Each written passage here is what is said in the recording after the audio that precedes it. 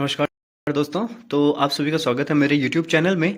और इस वीडियो में हम उत्तराखंड के चंद राजवंश का जो इतिहास है उसे जानेंगे।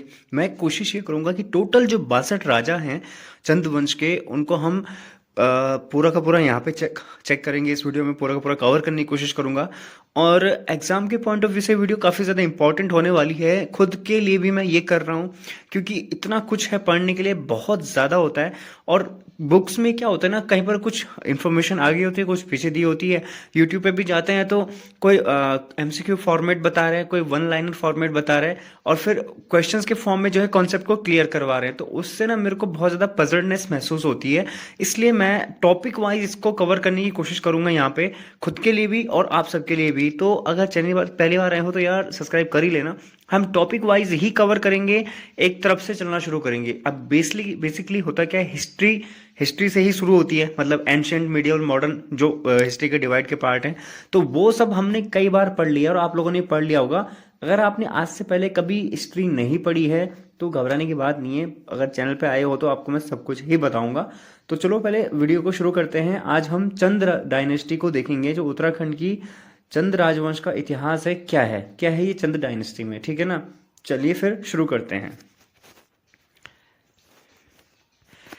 सबसे पहली बात, चंद राजवंश जो उत्तराखंड में पाया जाता है, इसका प्रूफ कहाँ से मिलता है हमें, यानी कि कैसे मान सकते हैं कि ये उत्तराखंड में एग्जिस्ट करता था। हो सकता है किताबों में लिखा है, आप बोलोगे लिखा है हमने भी, पर हमें कैसे पता चलेगा कि भाई है कि नहीं है। लिखने वाला तो राइटर तो कोई भी हो सकता है, अपनी मर्जी से कुछ भी लिख सकता है, पर ऐसा नहीं है। इसके प्रूफ मिलते हैं। तो जो ऑथेंटिक थे, मतलब जिनको मतलब ये था कि जगह का नाम लिखा हुआ, लोकेशन का नाम लिखा हुआ, वो डेटा मैंने यहाँ पे रखा हुआ है। जैसे एक है बास्ते ताम्रपत्र, जो आनंदपाल का था, ये पिथौरागढ़ से प्राप्त हुआ है। तो इसमें भी चंद डायनेस्टी का जिक्र मिलता है, ठीक है। एक है गोपेश्वर का त्रिशूल। गोपेश्वर आपका जो जो है ये चमोली डिस्ट्रिक्ट में पड़ता है उत्तराखंड में, ठीक है। तो वहां पे एक त्रिशूल, रुद्रनाथ मंदिर है वहां पे गोपेश्वर में। तो रुद्रनाथ मंदिर में जो त्रिशूल है, एक उस त्रिशूल पे लेख लिखे गए हैं। तो वहां पे भी चंद डायनेस्टी का प्रूफ मिलता है, चंद राजवंश का प्रूफ मिलता है, ठीक है। एक है लोहा घाट एवं हुडैली अभिलेख। लोहा घाट एवं हुडैती अभिलेख है, ये भी पिथौरागढ़ से ही प्राप्त हुए हैं। गडुड़ा ताम्रपत्र, ये चंपावत से प्राप्त हुआ है। तो यहां से भी जो है चंद डायनेस्टी का प्रूफ मिलता है, ठीक है। इसके अलावा विजय चंद, ये खुद चंद डायनेस्टी के राजा रह चुके हैं। इनका एक पांबे ताम्र पत्र है जो कि पिथौरागढ़ से प्राप्त हुआ था। तो वहां पे भी इनका लेख मिलता है। सरा खड़कोट पिथौरागढ़ में है। मजेड़ा ताम्रपत्र, ये भी पिथौरागढ़ में है। यहां से चंद के जो बम शासक थे उनकी जानकारी प्राप्त होती है, ठीक है। मूनाकोट ताम्रपत्र, ये भी पिथौरागढ़ में है। तो लखनऊ में एक म्यूजियम है, संग्रहालय है, ठीक है ना। तो वहां पे जो है ना इन ताम्रपत्र को रखा गया। जैसे बरम से प्राप्त ताम्रपत्र, बरम ताम्रपत्र जिसको हम कहते हैं, झंझार ताम्रपत्र। मूनाकोट ताम्रपत्र आपका पिथौरागढ़ में। बेसिकली चंद डायनेस्टी का जो प्रूफ है पिथौरागढ़ में ही आपको सबसे ज्यादा देखने को मिलता है, ठीक है। जो राजा थे उनके जो महल था, चंद डायनेस्टी का जो राजा था उसका जो महल था, उसको क्या कहा जाता था, उस महल को कहा जाता था चौमहल, ठीक है। अगर पूछ दिया जाए कि चौमहल के नाम से किस राजा या किस डायनेस्टीज के जो किंग थे उनके महल को जाना जाता है, तो चंद डायनेस्टी, चंद राजवंश के राजाओं के जो महल थे उनको चौमहल कहा जाता है, ठीक है। एक महल है बेसिक सा, उसी को चौमहल कहा जाता है, ठीक। चलो अब आ जाओ इसकी कैपिटल पे, कि चंद डायनेस्टी की जो प्रारंभिक कैपिटल थी, सबसे पहली जो कैपिटल थी इनकी, वो थी चंपावती नदी के किनारे चंपावत नगरी, ठीक है ना। चंपावत जिसको हम कहते हैं, तो चंपावती नदी के किनारे था, इसलिए चंपावत नगरी भी इसको बोला जाता है। तो इनकी सबसे पहली जो प्रारंभिक राजधानी थी। फिर दूसरी राजधानी जो है इनकी, देवी सिंह जो राजा थे, इनके समय में इनकी राजधानी देवीपुर अल्मोड़ा भी रही, ठीक है। तो देवी समय में इनकी राजधानी देवीपुर अल्मोड़ा रही। बालो कल्याण चंद जो चंद वंश के अगले राजा थे, इनके समय में इनकी राजधानी को अल्मोड़ा में पूर्ण रूप से स्थापित कर दिया गया था, ठीक है। और ग्रीष्मकालीन राजधानी इनकी बिनसर थी, और प्रशासनिक भाषा कुमाऊनी और कुल देवी नंदा थी, ठीक है। ये थी इनकी राजधानी के बारे में, कि 3-4 जगह इनकी राजधानी के हैं। सबसे पहले चंपावती नदी किनारे चंपावत, दूसरी राजधानी इनकी देवीपुर अल्मोड़ा। फिर बालो कल्याण चंद के समय अल्मोड़ा को पूर्ण रूप से राजधानी बना दिया गया। फिर ग्रीष्मकालीन राजधानी इनकी बिनसर थी, और प्रारंभिक भाषा कुमाऊनी, ठीक है। और इनकी जो कुल देवी थी उसका नाम था नंदा देवी, ठीक है। चलिए चंद राजाओं का जो कालक्रम है, अब है टोटल 62 किंग। चंद डायनेस्टी में टोटल 62 राजा रहे हैं। तो इनका जो कालक्रम है, मतलब समय कब से कब तक रहे, क्या क्या उन्होंने किया, क्या नहीं है, जो इंपॉर्टेंट फैक्ट है उसको मैं इस वीडियो में आपको बताने वाला हूं। ठीक है, सबसे पहले है सोमचंद। ठीक है, सोमचंद 700 से 721 ईस्वी पूर्व, यानी कि जो सोमचंद है वही चंद वंश का वास्तविक संस्थापक है। संस्थापक ही सोमचंद है चंद वंश का। ठीक है, इसने जो है इस वंश की स्थापना 700 ईस्वी में की थी। ठीक है, कुछ विद्वान चंद वंश की स्थापना का वर्ष 1025 भी मानते हैं। ठीक है, एटकिंसन, बद्रीदत्त पांडे सोमचंद को चंद वंश का संस्थापक मानते हैं, जबकि हर्षदेव जोशी, फेजर साहब, यशवंत कटोच व हैमिल्टन थोहर चंद को चंद वंश का संस्थापक मानते हैं। इसलिए जो ये ईयर है 1025, ये इसके मतलब इन्हीं के द्वारा ये बताया गया था, इसलिए यहाँ पे ये विवादित हो जाता है। बट जो इसका असल में बार बार क्वेश्चन पूछा जाता है, जो एटकिंसन और बद्रीदत्त पांडे मानते हैं सोमचंद को चंद्रवंश का संस्थापक, तो वो ईयर 700 ईस्वी ही है। ठीक है, तो अगर क्वेश्चन पेपर में आ जाता है तो 700 ईस्वी ही इसका आंसर होगा। ठीक है, इलाहाबाद के समीप झूसी नामक स्थान का रहने वाला था। जो सोमचंद था वो झूसी का रहने वाला था। ठीक है, इलाहाबाद प्रयागराज के नजदीक का। सोमचंद ज्योतिषों के कहने पर बद्रीनाथ की यात्रा पर आया था। सोमचंद के आगमन के समय कुमाऊं में कत्यूरी नरेश ब्रह्मदेव का आधिपत्य था। ठीक है, यानी कि ब्रह्मदेव का शासन कुमाऊं में उस समय चल रहा था। ब्रह्मदेव ने सोमचंद से प्रभावित होकर अपनी पुत्री रमा का विवाह उसके साथ कर दिया, तो दहेज में 15 बीघा जमीन दान दे दी थी। तो सोमचंद जब उत्तराखंड आया था, कुमाऊं में गया था, तो ब्रह्मदेव ने वहां पे जो है उसके साथ अपनी पुत्री का विवाह किया था और बदले में उसको 15 बीघा जमीन दे दी थी। तो यहां से सोमचंद जो है उत्तराखंड की मतलब ये कह लो कि अपने राजवंश को यहाँ पे स्थापित करना शुरू कर देता है। उसने चंपावती देवी के नाम पर बसे चंपावत को राजधानी बनाकर धीरे धीरे राज्य का विस्तार करना प्रारंभ किया। ये चंद डायनेस्टी के बारे में सवाल आएगा, तो कभी कभी पूछा जाता है कि सोमचंद के समकालीन कौन कौन थे, या चंद डायनेस्टी के समकालीन कौन कौन से ठाकुर रातियों का शासन था। तो खश थे, नाग थे, द्रविड़, मेद और चंडाल थे। ठीक, ये सभी दो धड़ मल्लाधड़ और तल्लाधड़ में विभक्त थे। मल्लाधड़ के मुख्य मेरा व तल्लाधड़ के मुख्य फर्त्याल थे। ठीक है, मेरा व फर्त्यालों को उसने मंत्री व सेनापति बनाया था। किसने? सोमचंद ने। ठीक है, मेरा लोग कोटालगढ़ व फर्त्याल लोग डुंगरी में रहते थे। राज्य की सारी राजनीति इन्हीं दो धड़ों के हाथ में थी। ठीक, सोमचंद ने चंपावत में राजबुंगा का किला बनाया था, जो अंडाकार आकृति में बना है। ठीक, नोट, बुंगा का स्थानीय भाषा में अर्थ होता है किला। चरान उच्चार किले का निर्माण भी सोमचंद ने कराया था। सोमचंद के समय डोडी के जो राजा थे उनका नाम था राजा जयदेवमल। डोडी ये नेपाल को कहा जाता था वैसे। ठीक है ना। सोमचंद ने सर्वप्रथम 4 किलेदार नियुक्त किए थे, कार्की, बोहरा, तड़ागी और चौधरी। ये मूलतः नेपाल के निवासी थे। ठीक है, ये किलों में रहते थे जिन्हें 4 आल कहा जाता था। सोमचंद ने अपने फौजदार कालू तड़ागी की सहायता से चंपावत के स्थानीय रावत राजा खश राजा को पराजित किया और चंपावत के निकट के गांव पर अधिकार कर लिया था। तो यहाँ पे जिस राजा का जिक्र आ रहा है खश राजा का, वो याद रखना एक रावत राजा था। ठीक है, कालू तड़ागी सोमचंद का सेनापति था। कभी कभी सवाल आ जाता है कि सोमचंद का सेनापति कौन था, तो कालू तड़ागी। रावत राजा का किला जो है राजबुंगा से आधे मील की दूरी पर था, जिसे वर्तमान में कोतवाल चबूतरा कहते हैं। उसी के समय पितरौड़ा व पितरडुंगा बनाया। ठीक है, सोमचंद ने सुनानिधि चौबे को दीवान बनाया था। कभी कभी सवाल आ जाता है कि सोमचंद ने किसे अपना दीवान बनाया था, तो सुनानिधि चौबे को। शिमल्टिया पांडव को राजगुरु, देवलिया पांडव को पुरोहित और मंडलिया पांडव को कारबारी व विष्णु को कारदार बनाया था। ठीक है, ब्राह्मण चौथानी कहलाए और चौथानी ब्राह्मणों के अंतर्गत तिवारी, सिमल्टिया पांडे, बिष्ट और देवलिया पांडे लोग आते थे। सोमचंद शिव का उपासक था। कभी कभी सवाल आ जाता है कि किसका उपासक था सोमचंद, तो शिव का उपासक था। ठीक है, सोमचंद एक छोटा सा मांडलिक राजा था जो डोडी के राजा जयदेव मल को कर दिया करता था। सोमचंद जो है डोडी यानी नेपाल के राजा जयदेव को भी कर दिया करता था, टैक्स दिया करता था। डोडी के राजा मलवंशी थे, वे रैका राजा या राई राजा कहलाते थे। कुमाऊं में पंचायती राज व्यवस्था सोमचंद द्वारा ही शुरू की गई थी। ऐसा माना जाता है कि कुमाऊं में ऐपण कला की शुरुआत सोमचंद के समय में हुई थी। सोमचंद ने ग्राम में बूढ़ों व सयानों की नियुक्ति भी की थी। सोमचंद के बाद जो शासक आता है उसका नाम है आत्मचंद।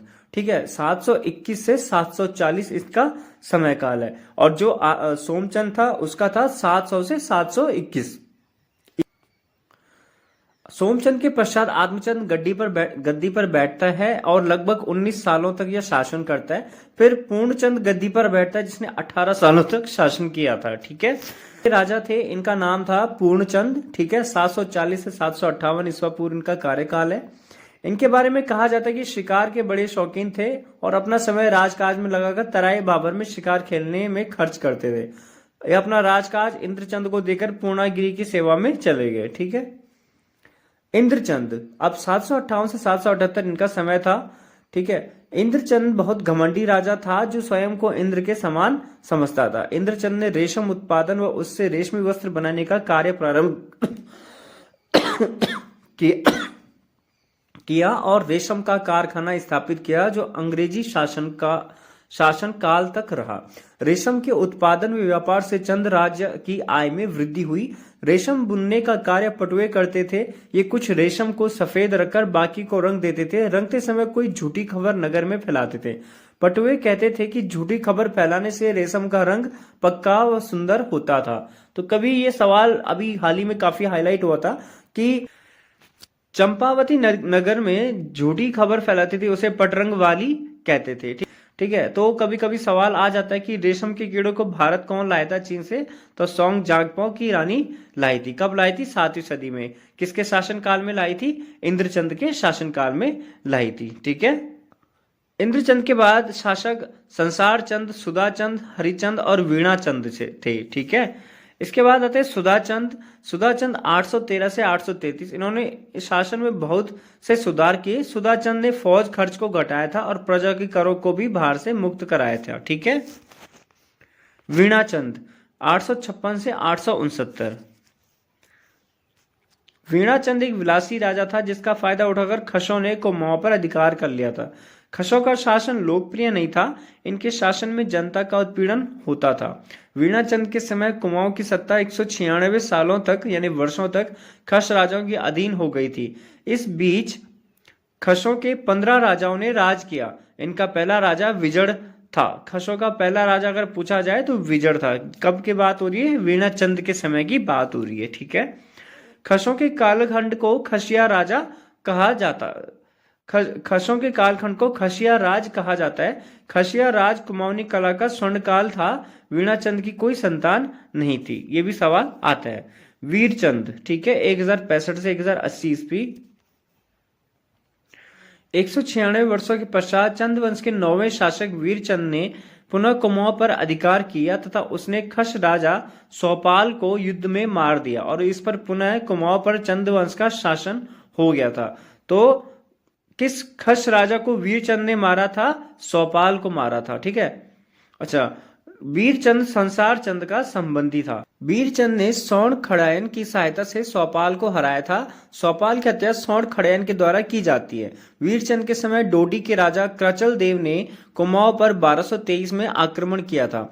चंपावत के बालेश्वर मंदिर में क्रचल देव का एक लेख प्राप्त हुआ है। ठीक है, इसमें 10 मांडलिक राजाओं के नाम मिलते हैं। क्रचल देव वैरात कुल का था। वह नेपाल के डोडी राज्य के अंतर्गत दुल्लू का निवासी था। उसने पुरुषोत्तम सिंह को यहाँ का सामंत नियुक्त किया था। लेकिन किसने? क्रचल देव ने किया था। ठीक है ना। क्रचल देव के अतिरिक्त अनेक मल्ल ने भी 12वीं शताब्दी में गोपेश्वर पर अधिकार किया था। नानकी चंद, ठीक है, 1117 से 1195। नानकी चंद के बारे में जानकारी गोपेश्वर त्रिशूल लेख से प्राप्त होती है। 1191 में अशोक चल के आक्रमण के समय नानकी चंद कुमाऊं का राजा था। अशोक चल वैरात कुल का था।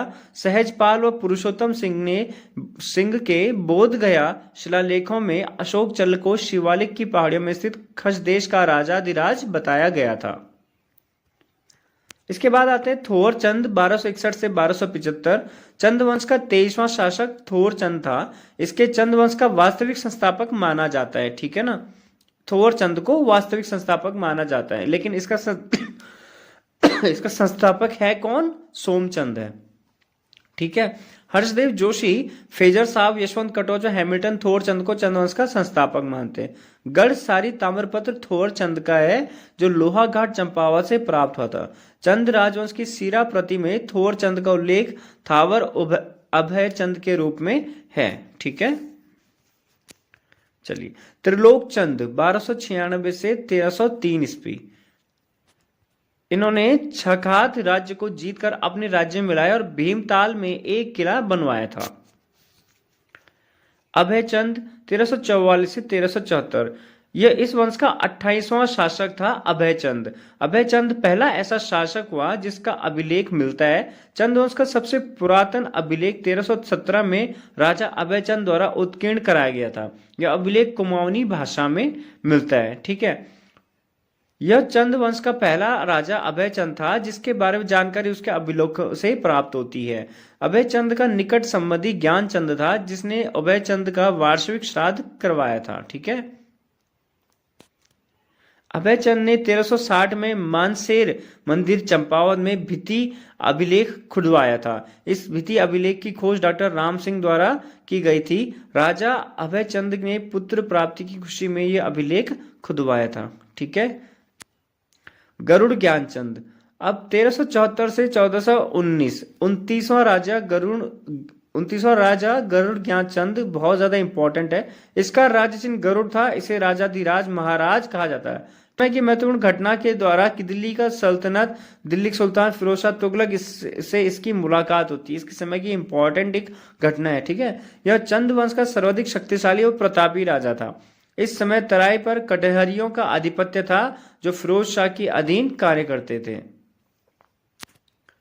कटहरियों ने तराई पर ज्ञानचंद के पिता के समय अधिकार कर लिया था। फिरोज शाह के दरबार में गए। ठीक है। फिरोज शाह तुगलक ने इन्हें तराई भाबर का क्षेत्र प्रदान कर दिया था। कौन गए फिरोज शाह के दरबार में?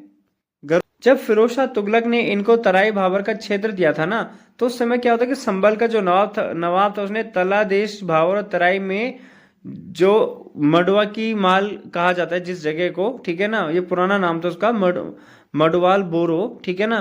तो उसने क्या किया था, उस जगह पे अधिकार कर लिया था। ठीक है ना। फिर उसके बाद क्या हुआ कि ज्ञानचंद, जो गरुड़ की उपाधि फिरोज शाह तुगलक के द्वारा इसको दी गई थी। कभी पूछ लिया कि गरुड़ की उपाधि ज्ञानचंद को किसने दी थी, तो फिरोज शाह तुगलक ने दी थी। ठीक है। ज्ञानचंद गरुड़ेश्वर भगवान विष्णु का उपासक था। गरुड़ ज्ञानचंद का काल सभी चंद राजाओं में सर्वाधिक 45 वर्षों तक रहता है। ठीक है। 1380 में दिल्ली सुल्तान फिरोज शाह ने कटेहर विद्रोही सरदार खड़कू का दमन करने के लिए तराई में प्रवेश किया था, तो वह कुमाऊं में भाग गया, जिसकी जानकारी हमें तारीख मुबक्कर शाही से मिलती है। इसके लेखों को याहियो बिन अहमद सरहिंदी कहते हैं। इनके समय चंपावत के राज दरबार में बख्शी सेनापति के पद पर नीलू कठायत था। नीलू कठायत ने राजा का आदेश पाकर यवनों को वहां से मार भगाया और माल प्रदेश पर अधिकार कर लिया था। गरुड़ ज्ञानचंद ने नीलू कठायत को कुम्याल खिल्लत की उपाधि दी और रौत भूमि भी दान की थी। इसके प्रमाण के लिए एक लेख ग्वालियर के पत्थर में खोदकर नीलू कठायत ने गांव में कपरौली चंपावत में लगाया था। परिवार में एक व्यक्ति श्री जस्सा कमलेखी खवास था।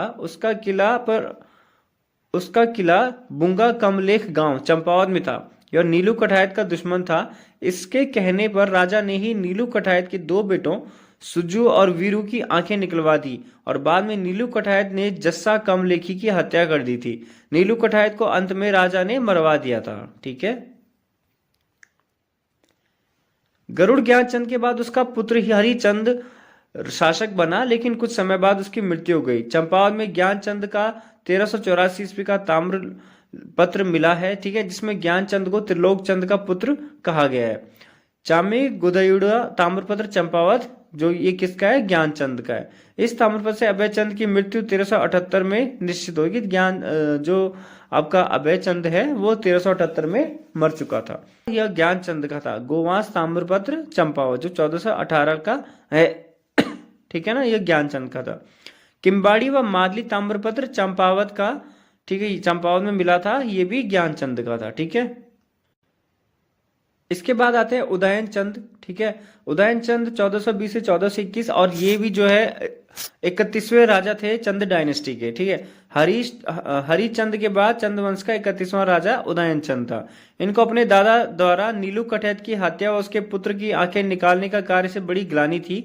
इस कारण उन्होंने कई मंदिर और नौले बनवाए और ब्राह्मणों से पूजा पाठ करवाया था। ठीक है, इसने चंपावत स्थित बालेश्वर मंदिर का निर्माण करवाया। कभी कभी पूछा जाए कि बालेश्वर निर्माण का निर्माण किसने करवाया, तो उदयन चंद ने करवाया था। ठीक है, एक अन्य मान्यता के अनुसार बालेश्वर मंदिर का निर्माण 1272 में हुआ था। इस कार्य में कुंज शर्मा तिवारी, श्री चंद तिवारी ब्राह्मण ने महत्वपूर्ण योगदान दिया, जो गुजरात से आए थे। इनके साथ इनके पुत्र श्री सुखदेव भी थे। उदयन चंद के बाद आत्मचंद द्वितीय व हरिचंद द्वितीय राजा बने थे। हरिचंद की मृत्यु के बाद विक्रमचंद शासक बना था। ठीक है, विक्रमचंद 1433 से 1437। इनका एक ताम्रपत्र बालेश्वर मंदिर चंपावत से मिला। यह ताम्रपत्र श्री कुंज शर्मा नामक ब्राह्मण के नाम का है। इसके काल में इनके भतीजे भारती चंद ने खस जाति को अपनी ओर कर विद्रोह खड़ा कर दिया। खसों का नेट श्री शौड़ करायत था। ठीक है, इसने विक्रमचंद को मार दिया और मलास गांव चंपावत जागीर में पाया था। ठीक है, विक्रमचंद ने शौड़ करायत के बेटे को महल की दीवार के भीतर डालकर मार दिया था। विक्रमचंद के बाद उसका भतीजा भारती चंद शासक बना था। ठीक है, भारती चंद 1437 से 1457 बहुत ज्यादा इंपॉर्टेंट है भारती चंद्र। ठीक है, भारती चंद एक लोकप्रिय साहसी, बहादुर और राजोचित गुणों से युक्त राजा था। इन्होंने शौड़ करायत को भाबर में कैद कर लिया था। इसने सर्वप्रथम चंद वंश की श्रीवृद्धि की थी। इसके समय नेपाल में मल्ल वंशी राजा यक्षमल व जयमल का शासन था। मल्लों ने सीरा डीडी हाट को अपने राज्य में मिला दिया तथा इसे पर्वत डोडी का देश नाम दिया था। ठीक है, मल्लों ने इसे पर्वत डोडी का देश नाम देकर एक बड़े डोडी साम्राज्य की स्थापना की थी। नोट, मल्ल राजा कुमाऊं को पर्वत डोडी कहते थे। मल्लों ने डोडी पर राज किया, जो 9वीं सदी से 18वीं सदी तक उन्हें रैका कहा जाता था। ठीक है, 9वीं सदी से 18वीं सदी तक उन्होंने शासन किया, ठीक है, तब उन्हें रैका कहा जाता था। ठीक है, भारती चंद ने गद्दी प्राप्त करते अपने को चंद राज्य को डोडी से राज्य से स्वतंत्र होने की घोषणा की थी, जिस कारण भारती चंद और डोडी राजा यक्षमल जयमल के बीच 12 वर्ष का युद्ध चलता है। अंत में भारती चंद जीत जाता है। ठीक है, उसकी इस जीत में कटेहर के राजा ने उसकी सहायता की थी। भारती चंद पहला शासक था जिसने डोडी की अधीनता स्वीकार नहीं की थी। भारती चंद का समकालीन डोडी का राजा यक्षमल जयमल और सीरा का राजा बली नारायण संसार मल था। ठीक है, सौर का राजा विजयबम था। डोडी राज्य के फलस्वरूप भारती चंद ने रत्नचंद की सहायता से सोर, सीरा और थल पर अधिकार कर लिया तथा सोर से विजय बम का शासन प्राप्त हो गया था। भारती चंद ने सीरा में डुंगरा बसेड़ा को अपना सामंत नियुक्त किया था। भारती चंद के समय की सबसे बड़ी घटना नायक जाति की उत्पत्ति को माना जाता है। नायकों को चंद सैनिकों की अवैध संतान माना जाता है। ठीक है, जिन स्त्रियों से अवैध संबंध बनाए गए थे उन्हें कहकाली कहा गया था और उनसे उत्पन्न संतान को नायक कहा गया था। भारती चंद ने समाज के समस्त जातियों की एक कटक सेना बनाई थी। कुमाऊं की प्रसिद्ध वीरांगना भागाधौन्यान के साथ भारती चंद के द्वंद्व युद्ध का जागरों में वर्णन मिलता है। ठीक है, भारती चंद ने 1447 में जोग मेहरा को मरणोपरांत रौत में भूमिदान की थी। भारती चंद ने जीते जी अपने पुत्र रत्नचंद को गद्दी सौंप दी थी और भारती चंद के 3 पुत्र थे, रत्नचंद, सुजान कुंवर और पर्वतचंद। ठीक है, होड़ोती पिथौरागढ़ से प्राप्त ताम्रपत्र भारती चंद के काल का ताम्रपत्र है। ठीक, इसके बाद है रत्नचंद शासक बना। ठीक, रत्नचंद की योग्यता से प्रभावित होकर भारती चंद ने चौग रखा परगना रत्नचंद को रौत में दिया था और 1450 में अपने जीवित रहते ही गद्दी त्याग कर रत्नचंद को राज्य सौंप दिया था। रत्नचंद के समय भी डोडी के राजा नागमल से युद्ध हुआ और चंदों की विजय हुई थी। ठीक है, रत्नचंद द्वारा सोर के बम राजा को भी पराजित किया गया, जो कि उदयपुर कोट का था। बम राजा बेलोर कोट किले में रहता था। बम राजा ने सौर में एक धार में का एक धार्मिक का नौला बनाया था। घोड़साल की बेलोर कोट के समीप ही जहां बम राजा घोड़ों को घुमाते थे, श्री जैदा किराल राजा बम के समय एक बंदोबस्त अफसर था जिसकी पत्नी सती हुई थी। ठीक है।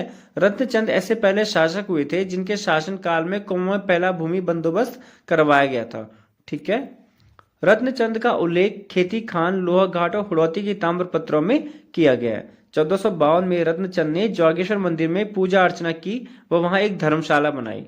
डोडी विजय से उत्साहित होकर रत्नचंद ने जुमला और के राजा जगन्नाथ भट्ट, बजांग के राजा खड़कू सिंह मेहर व थल के राजा सूर सिंह मेहर को पराजित किया था। ठीक। कीर्तिचंद 1488 से 1503।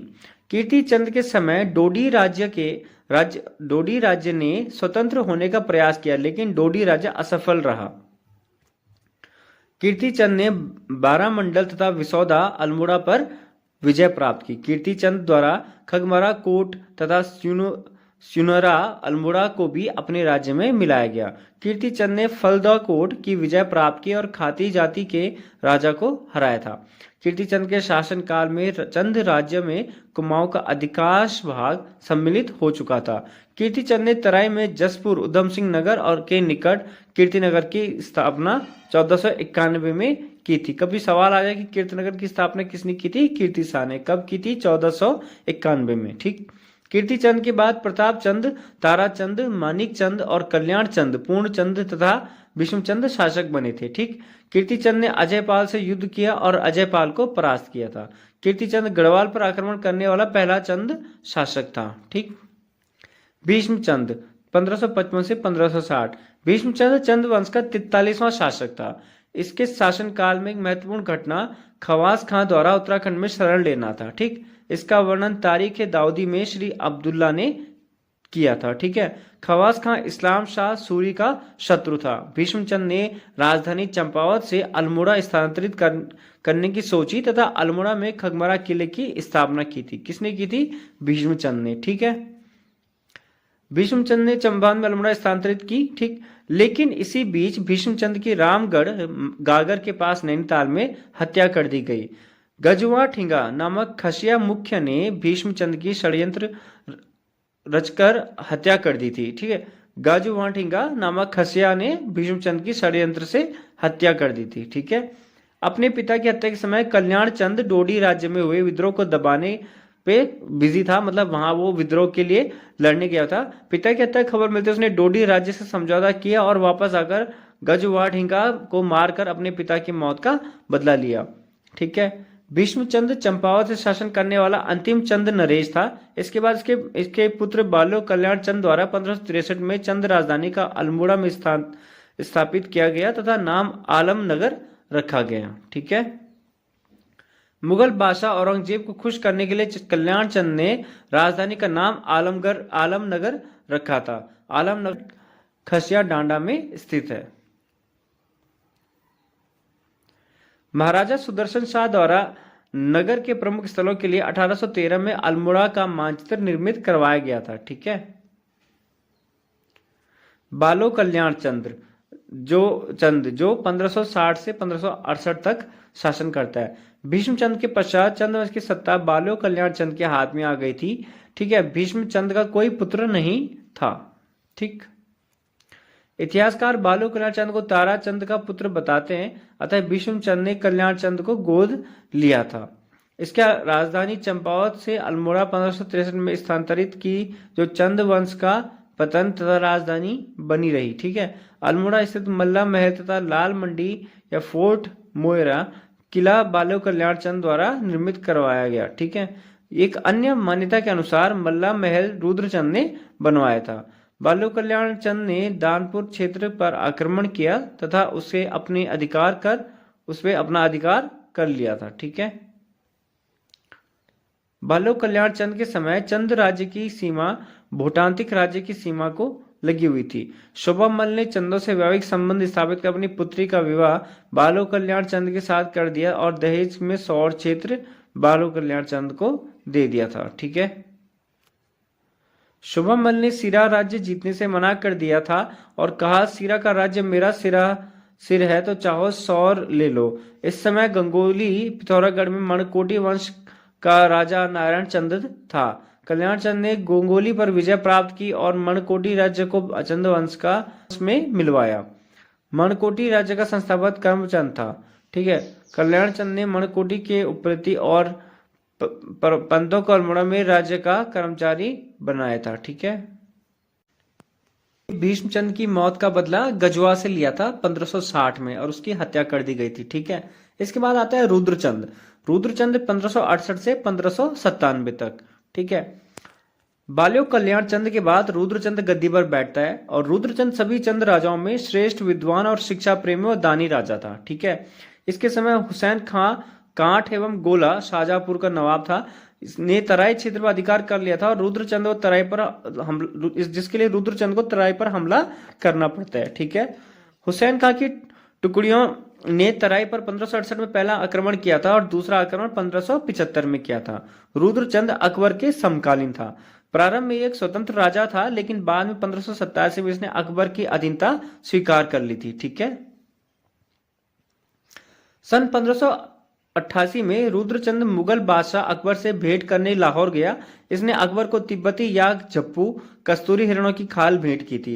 इस घटना को उल्लेख जहांगीर अपनी आत्मकथा तुझ के जहांगीरी में किया था। रुद्रचंद ने 1570 में नागौर की लड़ाई में अकबर का साथ दिया था। उसकी वीरता से खुश होकर अकबर द्वारा रुद्रचंद को 84 माल तराई भाबर का क्षेत्र जहांगीर में दिया गया था। ठीक है, रुद्रचंद द्वारा बीरबल के पुत्र को अपना पुरोहित बनाया गया था। रुद्रचंद द्वारा तराई में रुद्रपुर नगर की स्थापना की गई थी। अल्मोड़ा स्थित मल्ला महल रुद्रचंद द्वारा निर्मित किया गया था। रुद्रचंद्र द्वारा रुद्रपुर में अटारिया देवी मेला प्रारंभ किया गया था। रुद्रचंद ने नए सिरे से सामाजिक व्यवस्था को भी स्थापित की। इसके लिए उसने त्रैवणिक धर्म निर्णय और उषा रुद्र गोदया नामक पुस्तक लिखवाई थी। ठीक है,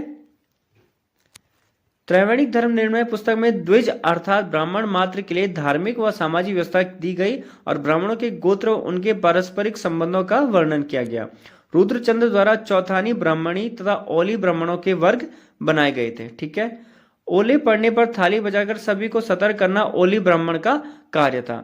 गढ़वाल के सरोला ब्राह्मणों की भांति कुमाऊं में भी ऊंचे ब्राह्मणों की मंडली बनाई गई जो परस्पर विवाह का कार्य करते थे। ठीक है ना, उसके नीचे पचबिड़िया तिथानी व उनके नीचे हालिये पितालिये ब्राह्मणों के वर्ग बनाए गए थे। ठीक, इसी के समय में गुरु पुरोहित वैद्य पौराणिक सईस घोड़े की देखरेख करने वाले राजकोली पहरी बाजदार बजनिया टमटा आदि पद निर्धारित किए गए थे। अनाज का छठा भाग गांवों से वसूल कर राजधानी पहुंचाने के लिए कैनी खसों का कार्य निर्धारण किया गया था। ठीक है, घरों में सेवा कार्य के लिए छयोड़े तथा छयोड़ियां रखवाई गई थी। शेष समस्त सामान्य जनता अर्थात शूद्र का नाम पौड़ी 15 बिस्वा रखा गया था। शेन शास्त्र यशस्वी चरित्रम की रचना भी रुद्रचंद ने की थी और संस्कृत का प्रचार प्रसार भी रुद्रचंद ने किया। शेन शास्त्र पक्षी आकेट से संबंधित है। रुद्रचंद ने अपने राज्य के युवाओं को संस्कृत भाषा में अध्ययन के लिए कश्मीर भेजा था, कश्मीर और काशी भेजा था। ठीक है, रुद्रचंद ने अल्मोड़ा में संस्कृत शिक्षा की व्यवस्था की थी। रुद्रचंद के समय डोडी का राजा हरिमल था। रुद्रचंद व हरिमल के बीच 1581 में सिराकोट का युद्ध हुआ था।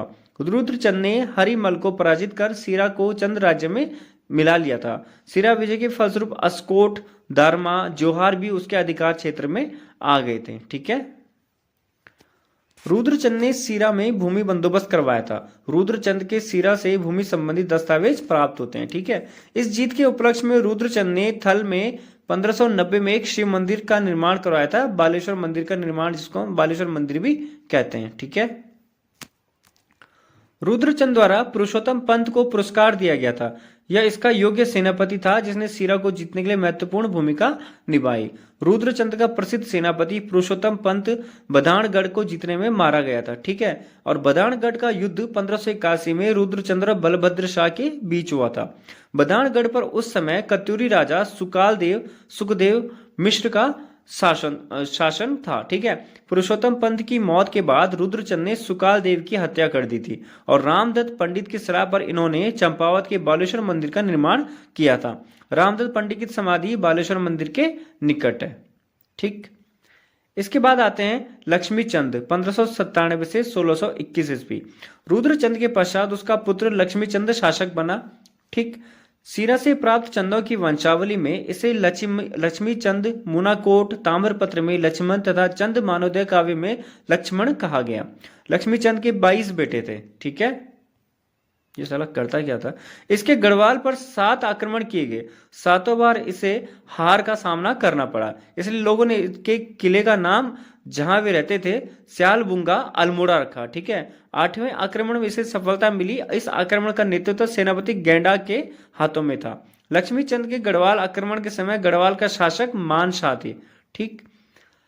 लक्ष्मी चंद गढ़वाल पर तो बार बार आक्रमण करता रहा, परंतु दिल्ली के शासकों के सामने बिल्ली बनकर रहता था। इसी कारण इसे लखुली बिराली नाम भी दिया गया। लक्ष्मी चंद अकबर व जहांगीर का समकालीन था। लक्ष्मी चंद ने मुगल बादशाह जहांगीर से भेंट की थी। इसका उल्लेख स्वयं जहांगीर द्वारा अपनी आत्मकथा जहांगीरनामा में लिखा गया, जिसके अनुसार यह पहाड़ी राजा बहुत से पहाड़ी तोहफे मेरे वास्ते लाया, जैसे बाज, घोड़े, हिरन की खाल, ठीक, तलवारें आदि। यह पहाड़ी राजा सभी राजाओं में धनी है। इसके इलाके में सोने की खान भी बताई जाती है। लक्ष्मी चंद द्वारा 1602 में बागेश्वर के बागनाथ मंदिर का जीर्णोद्धार करवाया गया और उसके शिवलिंग में तांबे की नई शक्ति लगाई गई। यह एक बड़ा निर्माता था। इसके बड़े बड़े बगीचे लगवाए गए, ठीक है, बनाए गए थे इसके द्वारा। ठीक है।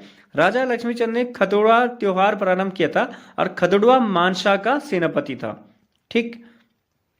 लक्ष्मी चंद का बड़ा भाई शक्ति गोसाई था, जो जन्म से अंधा था। वास्तव में प्रशासन की सारी व्यवस्था यही करता था। शक्ति गोसाई को उत्तराखंड का धृतराष्ट्र भी कहा जाता है। इसने नई सिरे से दारमा घाटी की व्यवस्था की थी, जिसमें शौकों के अधिकार व कर्तव्य निर्धारित किए गए थे। इसने सीमाओं पर सीमा सूचक पत्थर भी लगवाए थे। ठीक। इसकी राजधानी में बंदोबस्ती कार्यालय, जमीन की नाप के लिए दफ्तर की स्थापना की गई थी। भूमि पर अनेक प्रकार के नियत किए गए थे, जिनका नाम था जूला, सिरती, बैकर, रछया, कूत, भात आदि। ठीक। इसने मेवा जात और भेंट शीरनी रखने के स्थान पर नाम कोटियाल रखा था। ठीक है। और राजा के पहनने वाले कपड़े, खड़ाऊ, जूते, दोशाले, खिल्लत का सामान, निजी हथियार वगैरह रखने के मकान का नाम सेजियाल रखा था। क्या नाम रखा था? सेजियाल। ठीक है। सेजियाल के जिम्मेदार अफसर का नाम सेजियाली था। ठीक है। तलवार, कटार, बंदूक वगैरह रखने की जगह को सेल खान बनाया गया था। ठीक है। बारूद, सोरा, गंधक रखने के लिए दारू घर बनाया गया और बकरियों को रखने के लिए सीकर बनाया गया था। गाय भैंस रखने की जगह ठाठ मुकर्रर की गई थी और उसका जिम्मेदार ठटवाल बनाया गया। इन ठाटों से ताजा दूध, दही, मक्खन दफ्तर में आता था। ठीक है, दरबार में आता था। ठीक। न्योवाली और बिस्टाली नामक कचहरियां बनाई गई। इनमें न्योवाली नामक कचहरी समस्त जनता के लिए और बिस्टावाली केवल सैनिक मामलों के न्यायालय के लिए होती थी। ठीक है। लक्ष्मी चंद ऐसे राजा हुए जिनके करों के भय से लोगों ने छतों में खेती करना प्रारंभ कर दिया था।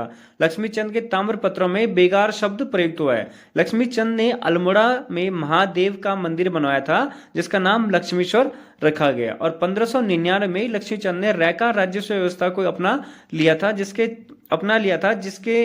जिससे चंद राज व्यवस्था और अधिक व्यवस्थित हो गई थी। ठीक है। तो अगली वीडियो में इससे आगे का पार्ट कंटिन्यू करेंगे। और चैनल पहली बार है तो सब्सक्राइब कर लेना यार। बाकी मिलते हैं धीरे धीरे, इसको और ज़्यादा अच्छे से करेंगे। और यहाँ पर मैं प्रैक्टिस सेट भी डालूंगा, प्रीवियस ईयर के क्वेश्चंस, खुद से बनाए हुए क्वेश्चंस, बहुत सारी चीज़ें। कुल मिला के नोट्स ही हैं। बाकी देखते हैं तैयारी कैसे कैसे होती है। ठीक है, जल्द मिलते हैं। Thank you.